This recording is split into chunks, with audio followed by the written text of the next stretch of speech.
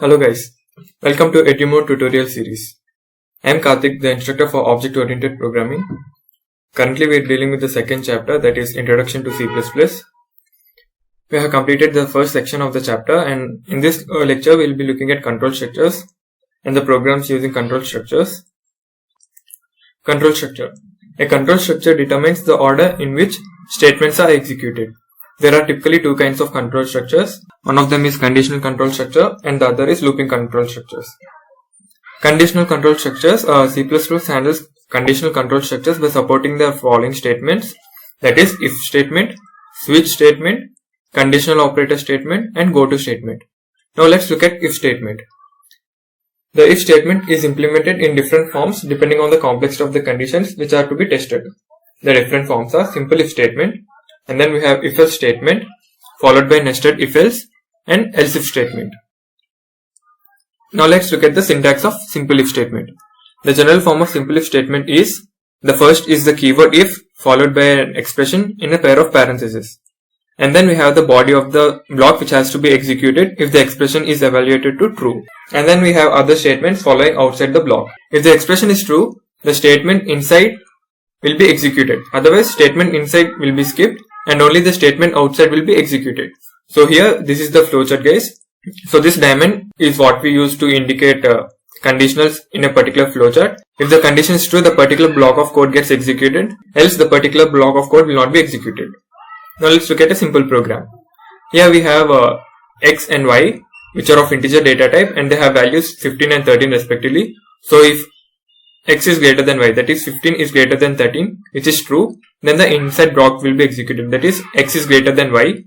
Using endl, the statement will be executed on the next line, and the following statement, outside statement, this is used to indicate the outside block will be executed. So finally the output which you get is x is greater than y, and this statement refers to the outside statement, that is this statement. Now let's look at the same example in a different scenario. Here we have x less than y, that says 15 less than 13, which is false. So this particular statement will not be executed and the output will be equivalent to outside statement, that is this particular block will be executed. Now let's look at the second variant of if statement, that is if else statement.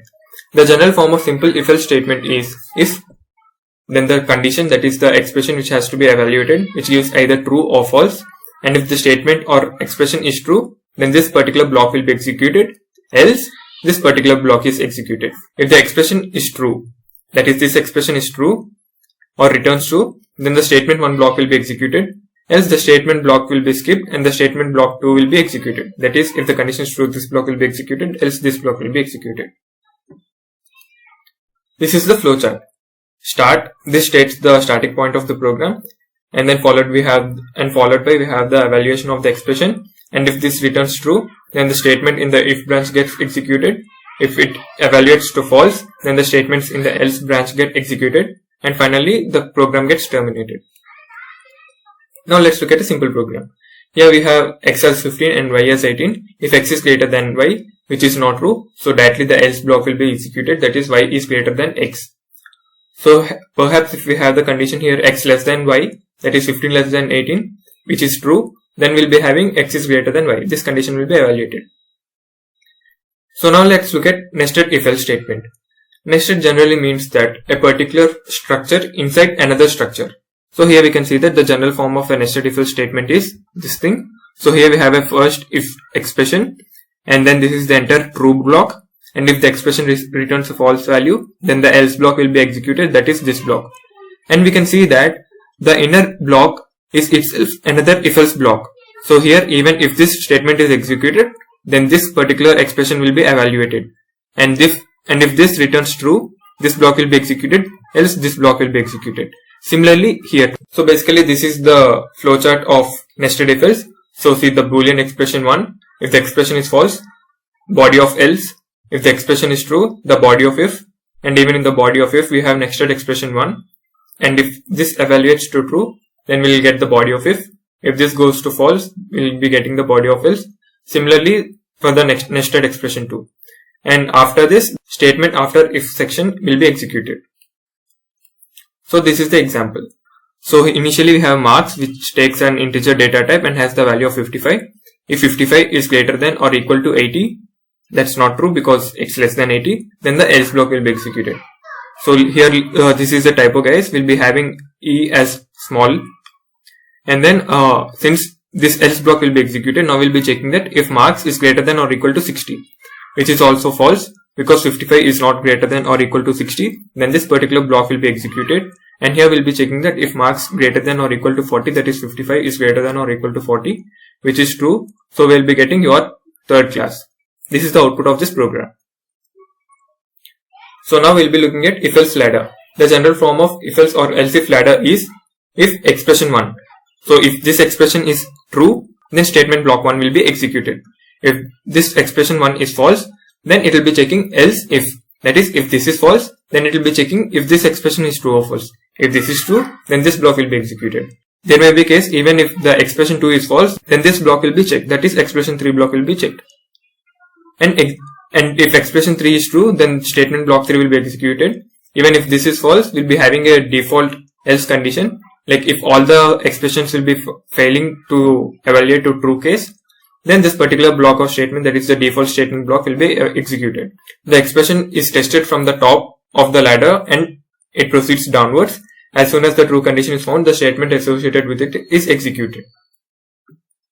So this is the flowchart, guys. Boolean expression 1. So if this returns to statement 1 and directly it terminates and the rest of the code will be carried on. If this evaluates to false, then we'll be having another Boolean expression to check. If this evaluates to true, then the true statement block will be executed, followed by the rest of the code. If it fails, or it returns false, then we'll be having Boolean expression n, which returns statement n, and even if this condition is false, we'll be having a default statement as handle case. This is the simple example, guys. If b is greater than a, that is if 20 is greater than a, we'll be getting cout b is greater than a and l.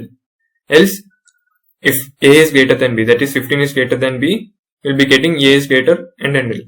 Else, both are equal. That says if 20 is greater than 15, which is of course true, so this block will be executed, and that's the output for this program. Now let's look at another control structure, which is called a switch statement. The switch statement is a multi-way branch statement.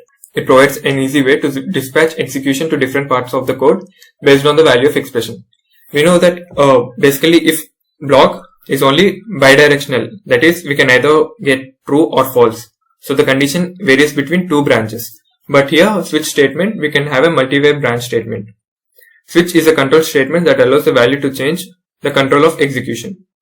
You'll understand this more clear when we look at the syntax. So here we have the syntax, switch.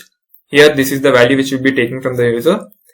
And case 1, code to be executed if n is 1. Suppose we have switch of 1, then the statement which we write here will be executed, followed by the break statement. We'll be learning a little more about the break statement as the course of this video, and then we'll be having the case 2. Suppose if we give n as 2, then this block will be executed. Suppose if we give n as 3, here 3 doesn't match case 1 or case 2. In that case, the default block will be executed. As it says here, the code to be executed if n doesn't match any cases. And this is the flowchart, guys. So see here we have a switch of conditional statements and 1. If it's true, the statements get executed and break. And then statements after the switch will be evaluated. Same for case 2, case 3 and so on. And default, if neither of these cases gets satisfied, then the default statements get executed. And the purpose of using break here is that suppose if we don't use break statement in case 1 and we give the input of case 1, then the statements of case 1 will be executed and the flow will be directly passed to case 2. So even the statements of case 2 will be executed. Since after statements of case 2 we have a break, then the control gets terminated. So basically we have to put breaks if we want to restrict our control to a particular block. And the points to be noted here are: the expression provided in the switch should result in a constant value, otherwise it will not be valid. It should be constant because it should match a particular case. Duplicate case values are not allowed. The purpose of switch is to direct our conditionals to a particular block. So duplicate cases are invalid. The default statement is optional. Even if the switch case do not have a default statement, it would run without any problem. But in that cases, we'll not be able to get conclusion. The break statement is used inside the switch to terminate a statement sequence. The break statement is optional. If omitted, execution will continue on into the next cases. As I said, if we omit break statement in case 1, even the case 2 statements will be executed. the flow control will fall through to subsequent cases until a break is reached. Nesting of switch statements are allowed, which means that you can have a switch statements inside another switch statement. So this is the program, guys. You can say that if case is 1, Monday will be executed and then we have a break. If case is 2, Tuesday, it goes on. Here we say that day is equals to 4, so switch off day, that is switch off 4. Here we'll say that case is equal to 4. So the output will be Thursday. Ternary operator, or also called as conditional statement operator. Here, this is the syntax, guys. Expression 1, question mark, expression 2, colon, expression 3, and semicolon. So here we can interpret it in this way. If expression 1 is evaluated and if it returns true, then expression 2 is evaluated and becomes the value of the entire conditional expression. We can call it as a conditional expression. If expression 1 is false, then expression 3 is evaluated and its value becomes the value of the expression. So let's look at an example. Here we have y is equal to 10. Now here we are assigning x is equal to depending on the value of this conditional statement. So see, here we got y is less than 10. Here we can see that 10 is not less than 10. So this is basically the true block and this is the false block. So we can say that as 10 is less than 10, it is false. So directly 40 will be assigned to the value of x. So the value of x will be equal to 40. Goto statement. A goto statement provides an unconditional jump from the goto to a label statement in the same function. So till now what we have seen is based on a particular condition, but the goto provides an unconditional jump. The syntax of goto statement in C++ is as follows. So here we will be having goto and a particular label. This may be a particular tag too. And then we have this particular tag or label followed by colon and a block of statements to be executed. This will be more clear to you when we look at an example. So this is the example. Here we have a function void print numbers. And in that, initially n is of integer data type and its value is set to 1. So here we'll be having a label, okay. So printf, %d and n. You can even use cout as we are in C++ right now. So value of n will be printed, that is 1. And n will be incremented to 2. And if n is less than or equal to 10, that is 2 is less than or equal to 10, which is true. So go to label. So again the control will jump from this particular line to this line. And here we'll be having the value of 2 printed. N printed, that is 2. And similarly n will be incremented. And 3 is less than or equal to 10. So this keeps on looping. And finally we'll be having the output as 1, 2, 3, 4, 5, 6, 7, 8, 9, 10. At this case, after 10 is printed, its value will be incremented to 11. And in this condition, if 11 is less than or equal to 10, which is false, which terminates the loop. Now let's look at looping control structures. For a programmer, it is very tedious if we don't have looping control structures, because we have to write a set of code or perform set of operations repeatedly, and to write those many codes, it will be very tedious work for the programmer. Loops are used to execute a set of statements repeatedly until a particular condition is satisfied. Loops are of two types, entry control loop and exit control loop. So let's look at the difference in a diagrammatic way. Entry control loop, which is of this part. Here we have the condition to be tested at the entry of the program. And if it's true, we'll be going at the body of the loop. And this loop continues until the condition is true. Once the condition evaluates to false, it will be going out to the body of the program. That is, the next statements will be executed. Similarly, exit control loop. In this case, at least the conditional body will be executed once, that is, the body of the loop will be executed once, and then the condition is tested. If the condition evaluates to true, again it goes to the body of the loop, else it goes to a false statement. So C++ provides three types of loops: while loop, for loop, do while loop. While loop. While loop can be addressed as an entry control loop. The while loop evaluates the test expression.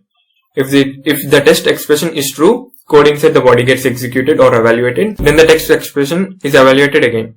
This process goes on until the text expression is false and the loop gets terminated. Here let's look at the syntax, the variables and the initialization part, and after that while the text expression. If the text expression is true, the block of statements get executed, and the variable which runs the text expression will be incremented or decremented.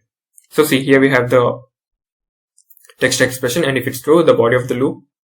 Else, the statements just below the while section gets printed. For loop, for initialization, condition, incrementation or decrementation, and then this particular block will be executed. So far, for loop is the best looping control structures because it provides a concise syntax. So see, here we have first start and then initialization and then condition. If it's true, the statements get executed and the value will be incremented or decremented. This repeats until the condition is false. Once the condition is false, it will be getting out of the loop and will be executing the body of the program. The initialization begins. The initialization statement is only executed once at the beginning. Then the text expression is evaluated. If the text expression is false, for loop is terminated. But if the text expression is true, the code inside the body of the loop is executed and updated expression is updated. Again, the text expression is evaluated and this process repeats until the text expression is false.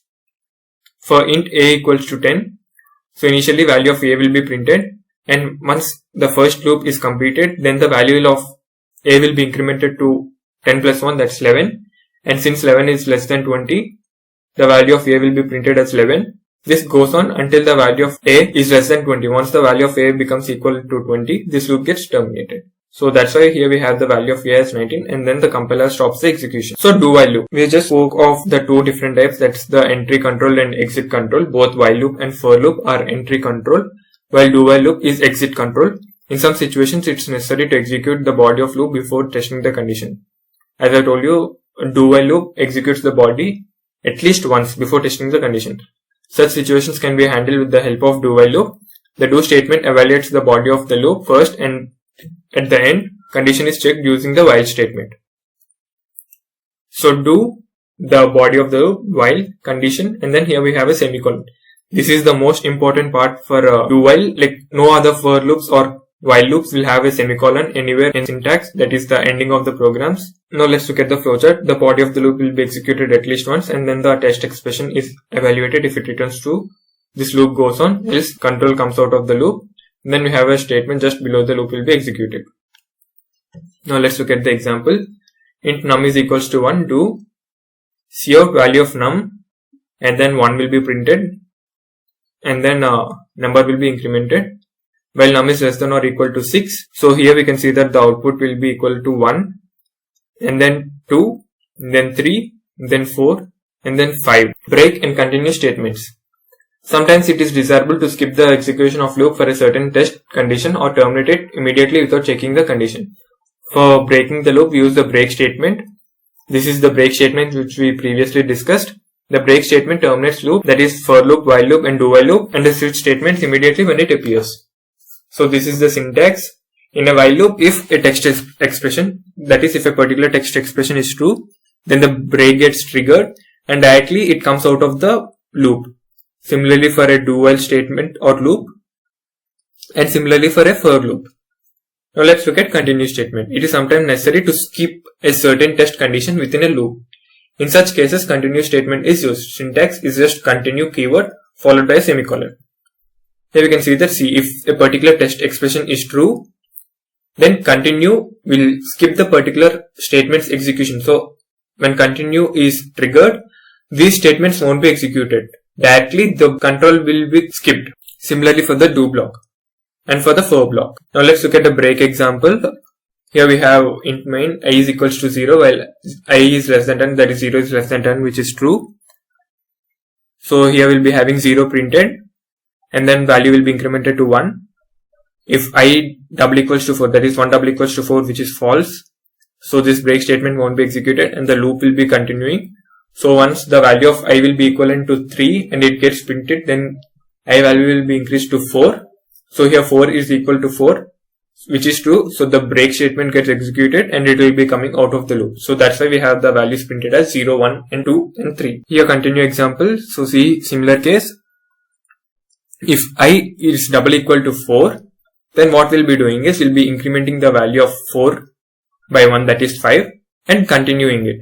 So here we'll not be printing the value of this I using the cout statements. So these will be skipped. So that's why we get the output as 0, 1, 2, 3, 5, 6, 7, 8 and 9. Here 4 is not printed as it is skipped. So that's all from this lecture guys. Hope you liked it. Thank you.